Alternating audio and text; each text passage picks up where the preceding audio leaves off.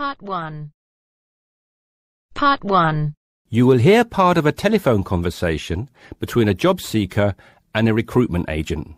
First, you have some time to look at questions 1 to 6.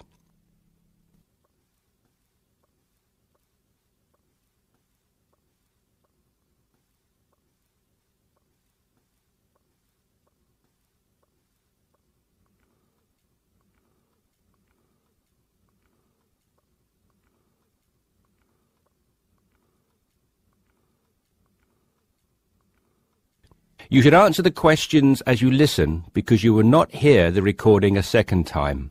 Listen carefully and answer questions 1 to 6. Yes, so that's Janet Thompson. Would you like me to spell it? If you wouldn't mind, thank you. Just the surname, please. No problem. It's Thompson. Great. Now, Janet, before we go through the openings I have here in front of me, might I just take a few more details to complete your profile on my system? Of course. What would you like to know? Well, let's start with your email address, please. OK, janthompson@hort.net. I see. Is that Jan as in Jan? No, that wasn't available. I had to make do with Jann. Here, let me spell it for you again, just to be sure. JANNTHOMPSON@hort.net. Much obliged.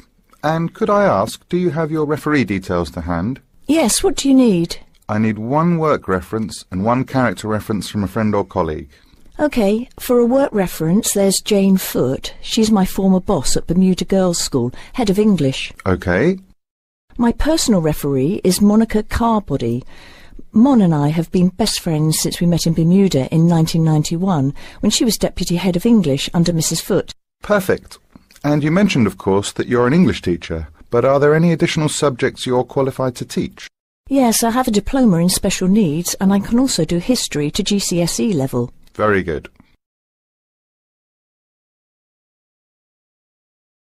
Before listening to the rest of the conversation, you have some time to look at questions 7 to 10.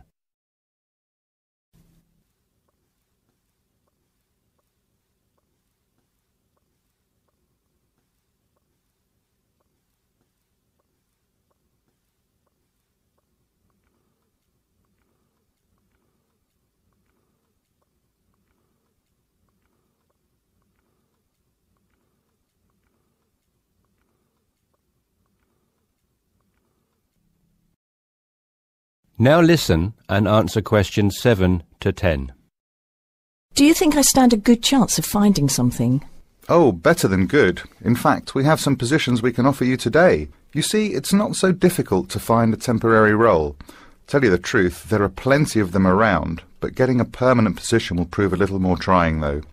Would you be prepared to take up a position short-term? Of course, anything that pays. Excellent. Well, there are 3 positions that I can offer you right now. The first is a teacher of English in LaSalle School. I'm sure you know it, right in the city centre. Yes, near where I live, actually. Even better. Well, it's a 6-month contract, and the very attractive thing about this role is that the head of English at LaSalle will, if she's satisfied with your performance after 6 months, offer to make you a permanent member of staff. Wow, that's food for thought. It certainly is, bearing in mind what I said before about how hard it is to find a permanent role. The second position I have to offer you is in a school near Chelsea. It's called the Chelsea Free School. Are you familiar? I can't say that I've heard of it. Well, this contract is for 1 year, which is a lot better, looking at it from a short-term job security perspective, than the first role I mentioned. But you also have to realise that you are a temporary replacement for a female teacher who has taken maternity leave.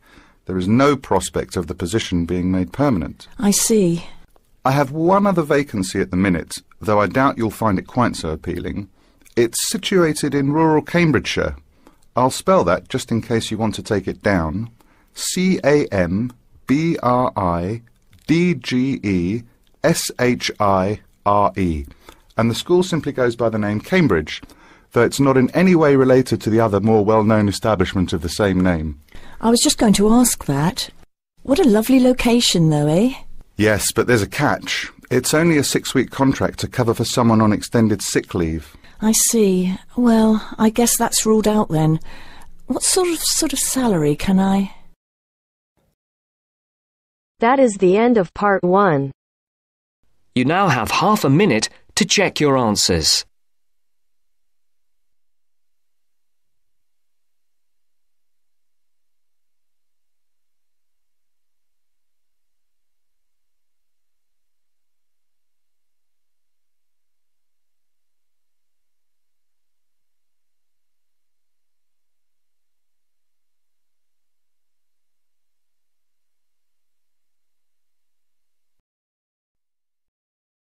Now turns to part 2. Part 2. You are going to hear Dr. Joanna Robinson, the course director of a language learning centre, answering questions from reporters from the student newspaper. First, you have some time to look at questions 11 to 16.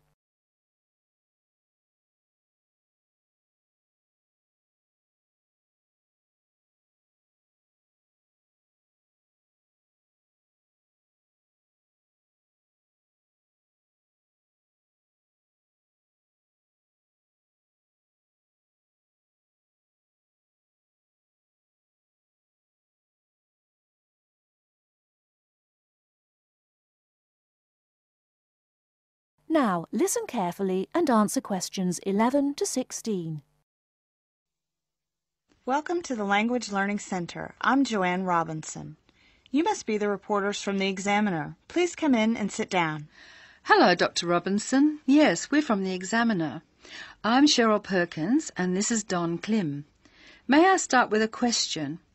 Did this college really start with Brazilian students? It did. The Language Learning Center was founded in 1985 to look after a group of students from Brazil who wanted to study here.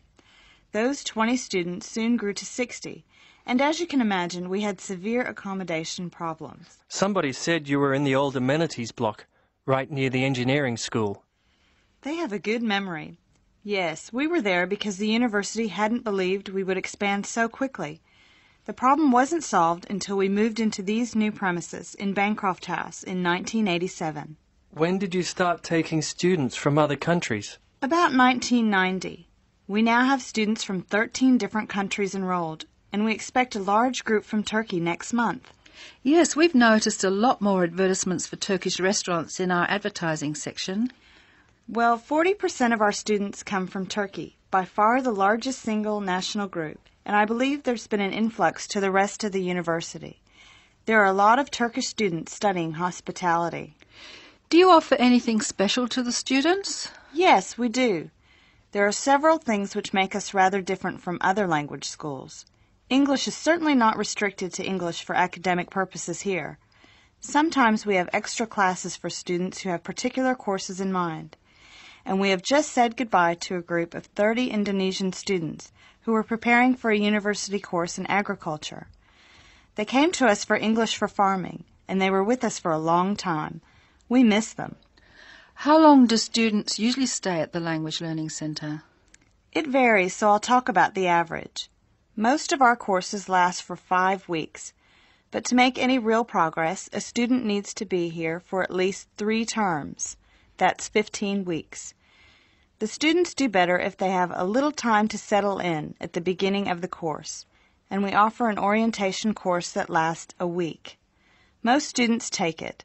It helps them to settle down, and it gives us plenty of time to test them and place them at the right level. How many people are in each class?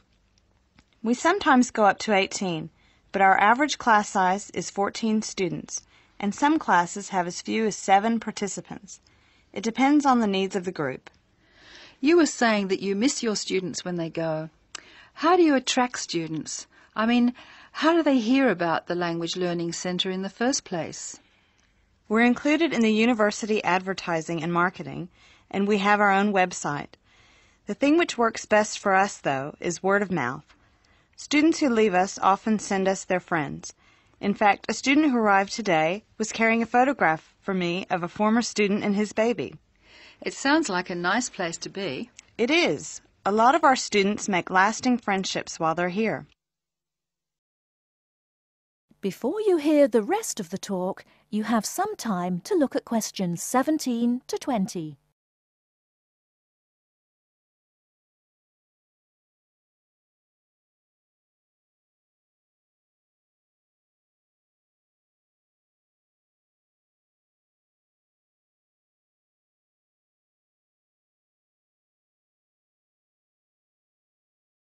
Now listen and answer questions 17 to 20.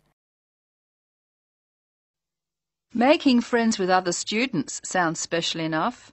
I'd like to emphasise that in the student newspaper. We do try to get our students to be part of the wider university. How do you do that? Do you encourage them to join the sports centre, for instance? Indeed we do. The Sports Centre is always looking for active participants, particularly in soccer.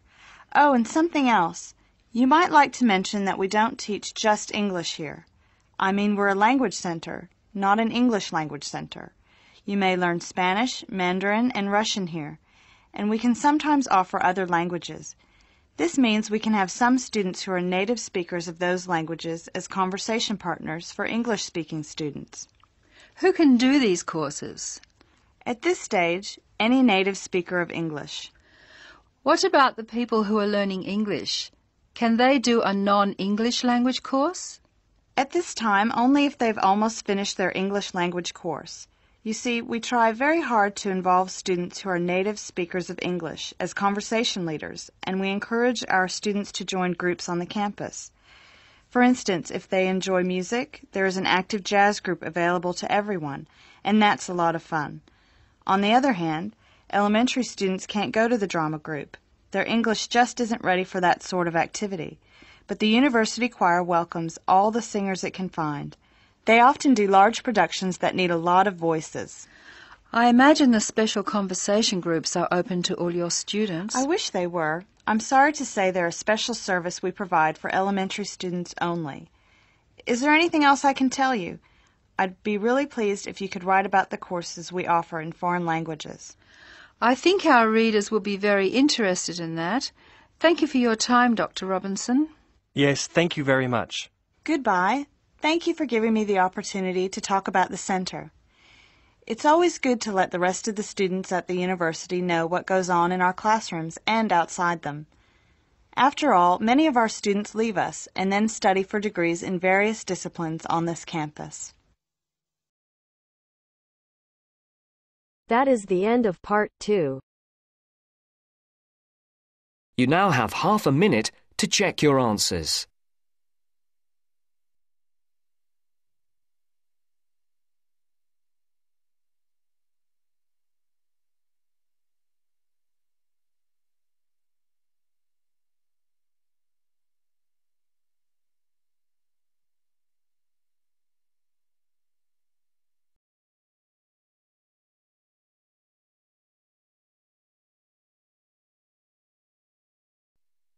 Now turns to part 3.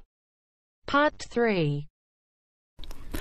You will hear two business studies students, Evelyn and Mark, preparing for a seminar presentation. Before you hear the conversation, you have some time to look at questions 21 to 25.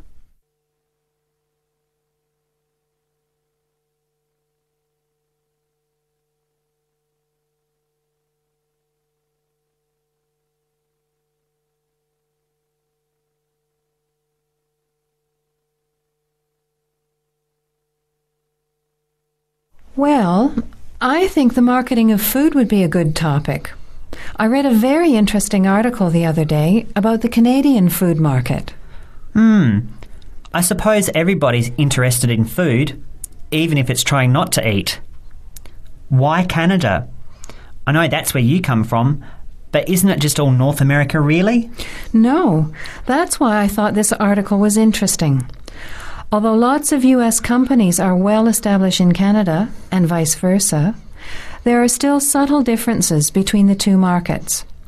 It says here, the Canadian market is definitely not a northern clone of the U.S. I like that.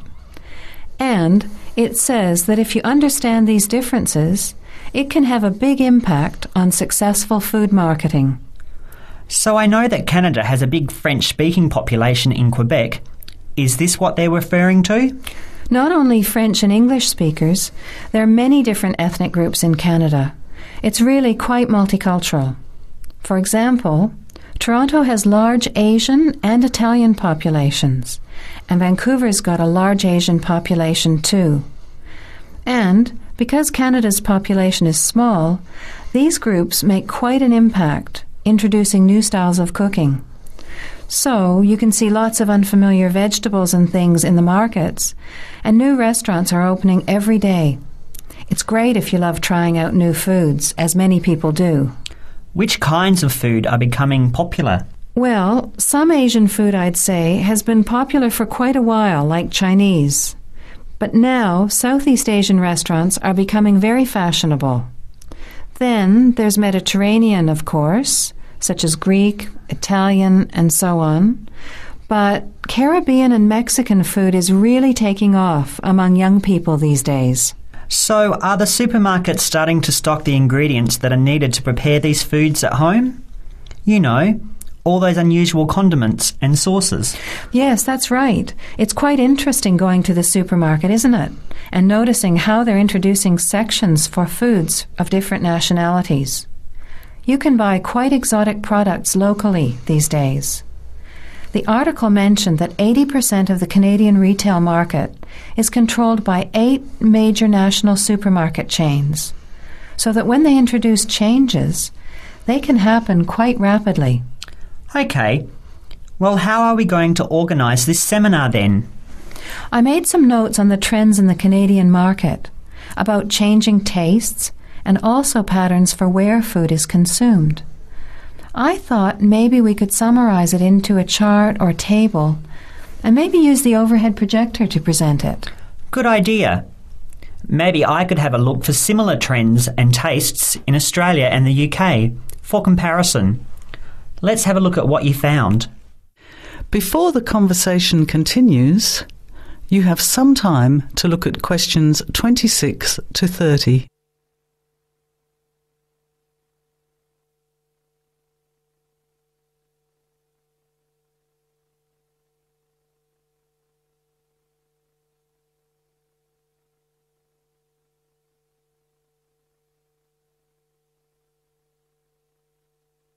Now, as the conversation continues, answer questions 26 to 30. The most significant trend, it seemed to me, was that Canadians are definitely interested in healthy food. For example, did you know that salads are the 3rd most commonly eaten food in Canadian restaurants? Really? What about organic food then? Is that becoming more popular? Yes, it's definitely moving into the mainstream compared to a few years ago. And a recent survey showed that 4 out of 5 shoppers said that they check the fat and nutritional information on the packet when they're deciding what to buy. What other trends did you find out? There's one change I noticed straight away when I was home last year in the meat department. You know, here the meat packaging says rump steak or 4-quarter chops and so on. Well, they discovered that most consumers these days didn't know what to do with these roasts and rounds and ribs. So the government approved a new naming system for cuts of meat, which is related to the required cooking technique. What a good idea. I've never really understood the difference between sirloin, rump, round and all those names. So how many new categories are there? 8. There are 3 kinds of steak, for grilling, for marinating, and for simmering. And then there's what they call quick-serve beef, for stir-fries, I suppose. And premium oven roast, pot roast, and stewing beef. It's a great idea, isn't it? I hope it catches on here. I agree. Any other trends that you thought were significant? Well, what's really interesting is what the article called mobile meals. In other words, more and more Canadians are eating meals away from home, but not just eating more junk food. They're projecting a 40% increase in snack food sales over the next 3 years, and the growth is coming from healthy snacks. You know, the ones that have less cholesterol and fat, such as muesli bars, health food bars, and those types of products. Apparently, in the food marketing jargon, they're called nutritious portable foods, which means healthy snacks. The other major trend is that young people are doing more of the food shopping these days, So marketing has to be aimed more at them, as well as more conventionally at the mother. Thanks, Evelyn. I think we'll have an interesting discussion about these trends and the comparisons with other English-speaking countries. I'll see if I can get some information about them to compare with yours, and meet you on Friday to put it together. See you then. Bye. That is the end of part 3. You now have half a minute to check your answers.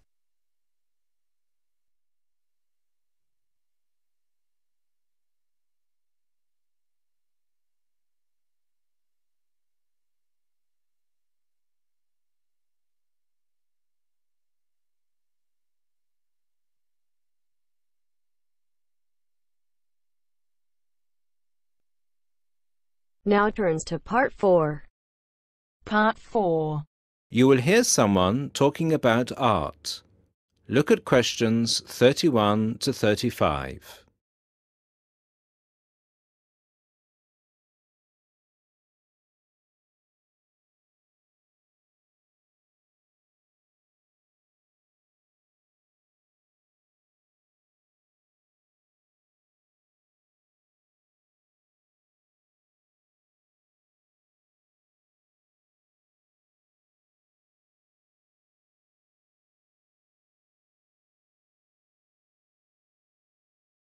Listen to the first part and answer questions 31 to 35. Good evening, everybody, and welcome to the first in this year's series of public lectures offered by the Art Gallery. As Chief Curator of the Gallery, I was given the honour of presenting the first lecture, and let me tell you, I had a difficult time deciding what to talk about tonight. Being the curator, I naturally know just about everything that's in this gallery, but I wanted to choose an artist who has a wide appeal. That seems only fair, yes? But I didn't want to talk about someone so well known that anything I said would be familiar. I wanted someone modern. My personal preference is for modern art. But, again, I wanted to choose someone who had the potential to appeal to all art lovers, whether they're attracted to traditional forms, Impressionism, Surrealism, or what have you. So, having spent the last 5 years as a visiting professor in Barcelona, it's not surprising that I finally chose to talk about one of the greatest Catalan artists, one whose work is likely to be familiar to many of you, Joan Miró. Look at this. And this. And this. Ring any bells? Miró's most famous and most widely reproduced works tend to be like this. Bright primary colours with lots of asymmetrical forms. He painted on large canvases, larger than himself quite often, and his paintings depicted birds, trees, flowers, and other features of the natural world. But Miró produced a great variety of work, and it's about some of his lesser-known paintings that I would like to speak this evening. Miró was born in Barcelona in 1893, the son of a goldsmith. He began to show talent very early, and in 1926 went to Paris, where he was drawn to the Surrealists of Montparnasse. He did not define himself as a Surrealist, however. He preferred to stay free to experiment with other artistic styles as he wished. Miró had an intense dislike of much of the painting and many of the painters he knew. He wished to do something totally different, to express his contempt for bourgeois art. And yet, ironically, Miró's success has made his works much in demand among art collectors of the world. But we can't really talk about the artist without looking at his art. And that's what I'd like to do now. To take a look at just a few of Miró's works and think about what it is that makes them special. Special to me, and to a great number of people who flock every day to the Miró Foundation in Barcelona. Now look at questions 36 to 40.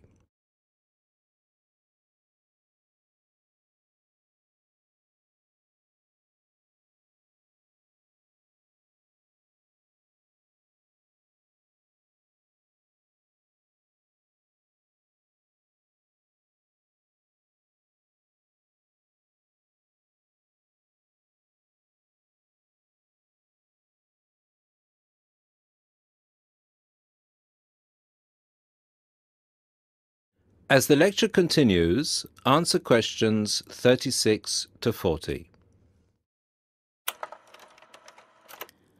Let's start with this. One of Miro's best-known and brightest works, Woman and Bird. A sculpture created in 1982. It is on display in a park in Barcelona, often known as the Juan Miró Park. A huge sculpture, towering up into the sky. It reflects Miro's eternal interest in these themes, as well as his more technical interest in materials. This sculpture is covered in mosaic, which gives it a naive and cheerful appearance. It is interesting that this sculpture was completed in 1982, just a year before Miro's death. I think it shows that, towards the end, he was feeling as playful as a young man, and I think he wanted to share this playfulness in a park on such a big, very public scale. And now, another representation of a woman, this time just called Woman. This was painted in 1976, a late work for Miro, and is a work we often see reproduced or on sale as postcards or posters in gallery shops around the world. So why is it so popular? I think the use of colour has something to do with it. People respond to these rounded shapes filled with primary colours, especially on a large canvas like this. Also, the fact that, while it is rather surreal, it is still possible to recognise the form of a woman and to see it as a sympathetic representation. It's a bold, bright painting, and I think that it awakens a reaction in many of us. And finally, something quite different, though still a woman. A harsh, even violent work that was completed in 1939, at a time when Miro was greatly influenced by events of the Civil War in Spain. It's titled Seated Woman 2, but it can be hard to find the woman here, as she's been transformed into a rather horrendous creature. So is that how Miro viewed women? As grotesque? Not at all. This picture can also be seen as strong, with a huge base and solid shoulders to support those who depend on her. In this painting, her arms and neck seem to grow as vegetation out of her shoulders, representing woman as a fertile ground, perhaps. We also see here the fish and birds, the moon and stars so typical of Miro's work, making her a creature of nature and of the heavens as well. And that's all we have time for this evening, I'm afraid. I hope that you've enjoyed this brief look at Miro's work, and that you will enjoy the other lectures that follow this one. Thank you, and good night. That is the end of part 4. You now have half a minute to check your answers.